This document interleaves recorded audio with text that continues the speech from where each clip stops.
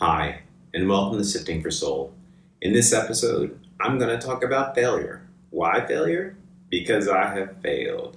I've failed a lot in my life, more than I've been successful. And this specific failure that I'm going to talk about is intended to release one video a week, ended up releasing none videos a week. So I failed there. So why did I fail? What did I learn from failing? And what am I going to do differently to be successful? What does successful even mean? That's coming up now o'clock. So, as always, let's get it.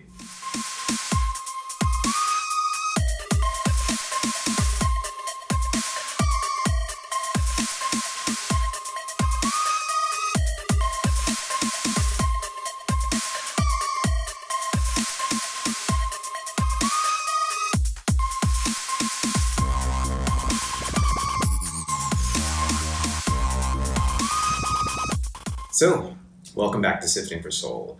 And if you don't know what Sifting for Soul is, you're here anyway, so thank you. But Sifting for Soul is effectively exploring the condition of being human, being a flawed human. Specifically, being this flawed human, me exploring how hard it is to be human and to evolve. And I use photography as one of many tools to do that. So I am an avid photographer, and photography forces me to change my perspective and forces me to see and think differently and shape my perspective differently. And those things are all important to me because it helps me evolve into a better version of myself. So this is, if you follow along, then you'll go through the process of evolving with me.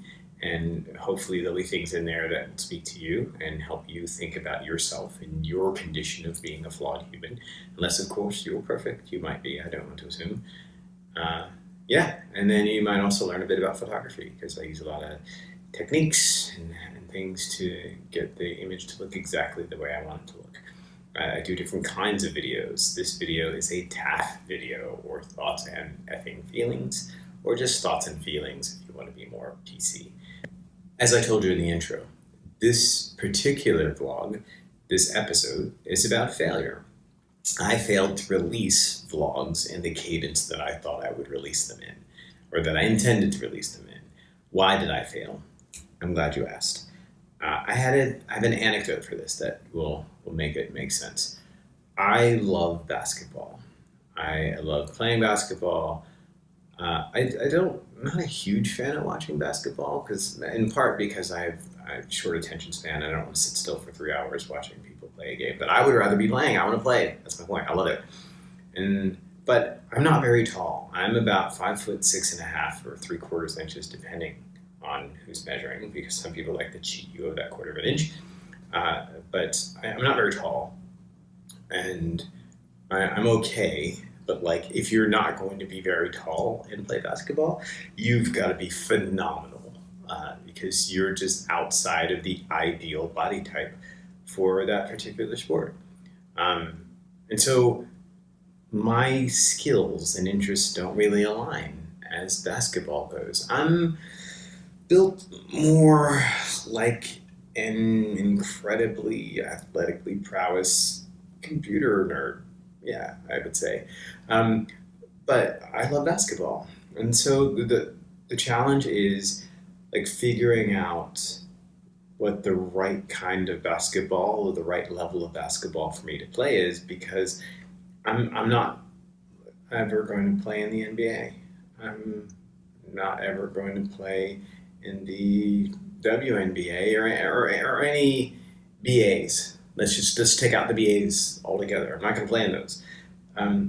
My skills don't match my interests. My natural ability, my physique doesn't match my interest. And so if I estimate based purely on interest and I don't factor in skills, I'm going to be really bad at estimating. And so the point of the anecdote is not you should bet me money on playing basketball, because I'm actually pretty decent and, I don't want to take your money. But my point is that this is another case in which I'm going to make bad estimates because I haven't properly factored in the mapping between my skills and my interest. I'm very cerebral. I do an awful lot of thinking. I spend most of my time in my head, and I will process through these thoughts. And at times it drives people crazy because I think out loud so much. Not because I think out loud so much, that's not why it drives me crazy. It drives me crazy because if I don't understand something, I will continue to ask questions until I understand. Think of like a kid whom every time you give an explanation continues to ask the follow-up question, why? This is wonderful for science, terrible for relationships, but wonderful for science because you keep getting at the root, at the core as to why is this true? Is it actually true? And when we get to the point where we can't answer why, we start thinking differently. And that's great for science, but like for a cerebral person, that's really great in your head. It doesn't translate well into YouTube videos. And so I had a hard time getting that which was in my head expressed in a YouTube video. And that was one of the reasons why I failed. It's quite cerebral, and wanting to express something isn't the same thing as being effective at expressing it. So I'm working on that. Why else did I fail? I was distracted by lots of other things. I have been working on a couple of different apps, both for a PC and then learning some iOS development. I have been spending time with my significant other. Like, we have relationships, and this takes up a lot of time, and there are other things that I'd like to do with my time. I have actually been taking a lot of pictures and enjoying the process of taking pictures and not appropriately factoring in sharing that process with people. Sometimes trying to share a thing you love, one can fail to convey that which you love about the thing, and it diminishes it a little for you. And so one of the reasons I failed is because I've been doing the thing rather than sharing how I do the thing, and being stingy with that enjoyment. And I need to work on that. One of the other reasons I failed is because I haven't prioritized it, because I haven't, this has to build momentum, and in the absence of momentum, it doesn't feel like anyone's watching. Although a few of my friends, thankfully, and I appreciate you all, have said, hey, when's the next vlog coming out? When are we gonna, what's the next piece of Sifting for Soul we get? And I really appreciate them watching and being interested, because it can feel like people aren't interested or people don't get it. And it takes a while for people to get it. But while they're getting it, one can lose momentum and lose motivation. And so I appreciate the people who tapped me and were just like, hey, are you okay? When are we going to see some more? Where else have I been? I've been flying a drone a lot. Thanks to my friend Jason, who was also one of the people who tapped me. He was like, when are we going to see some more episodes of Sifting for Soul? Which I deeply appreciate. But one of the things I simultaneously also appreciate about him, but I feel like it's a mixed bag, because I appreciate it, but I'm also like, oh, he got a drone and he showed me some of the drone footage, and it was beautiful. And in real time, it changed the way I see the world. And if you've been paying attention, I mentioned that part of this exercise is to change the way I see the world. It's to grow the way I see the world. And so now I have a drone, and I've got some cool drone footage and some drone photography, which I'll release in an episode of Sifting for Soul and talk about some of the ways I like to look at this, some of the ways I like to look at the videos, some of the ways I like to use the photography, etc. But it's been quite meaningful and fun. What did I learn? I learned that I need to be motivated and I need to be realistic. And so I talked about those things already. And with regard to motivation, I really need to make more of an effort to engage with people. This has largely been a one-sided conversation where I'm sort of telling the camera what's on my mind, and that's the end of the conversation. But I really need to engage with people more. And so I'm interested in, this is how I fail, and these are some of the reasons I think I failed. And I want to be clear, these are reasons, not excuses. I make no excuses. I failed. I own that. I'm trying to understand it. And so, why do you fail? When you feel like something hasn't gone successfully, why not? I do an awful lot of interviewing for my company, and one of the questions that I often ask people is to tell me about a project that failed or didn't go well, and to tell me about what their role was. And some people think that they're supposed to say, I never failed. I never failed at anything. I'm perfect. If you're a newborn, then okay. But you learn from failing. I learned from failing. I'm going to project a little bit and assume that you also learn from failing.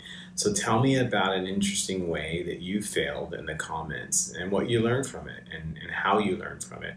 Failing is painful, even though it's necessary. We should learn something from that pain. I want to fail in new and interesting ways. I don't want to fail in the same way. So learning that it has to matter, that it needs to be a conversation, not just a lecture, and that I need to be held accountable to these things. And so I appreciate the people who are tapping me saying, when are we going to see the next episode? Feeling like it matters. That's important. I also learned that I babble a lot. I just be on and on and on. That's a lot. And I need to be more succinct and more concise and just be very specific and get to the point already. And so I'm not going to belabor this one. And so the main things I've learned is to be relatively concise so that it can be short, and to be motivated, to have a dialogue with people, have an exchange, understand better other people as well, not just myself, and that it needs to matter. It needs to be important, and I need to demonstrate that it is important by. So now what? I think the format's pretty solid. I like the TAFF videos. I like the photography videos. I need to make sure that I deliver. So I would like your help holding me to task to a few things. If you're watching this and you feel the courage, I would like you to comment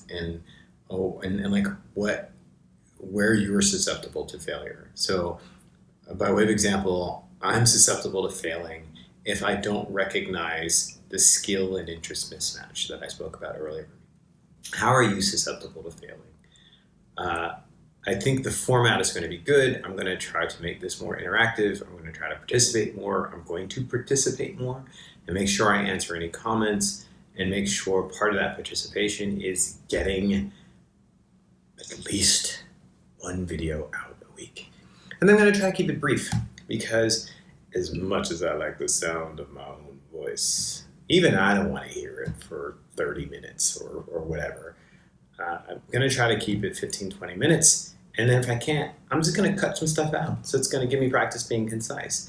And so I also want to give you a look ahead to what's coming up. So since I mentioned Jason and the drone, I'm going to talk about some drone footage. I'm going to give you some teasers as to some of the stuff that I've seen in this. I'm going to talk about how I captured it, my experience with the drone, how I picked my drone, etc. And some of the images that I got with the drone, including how to edit those images. So that's what's coming up in the next episode of Sifting for Soul. But in this episode of Sifting for Soul, I failed. I'm acknowledging that I failed. I will fail again. I learned some things from the failing, and let's see how I go applying that lesson and see if I can figure it out. I can, but let's see if I have.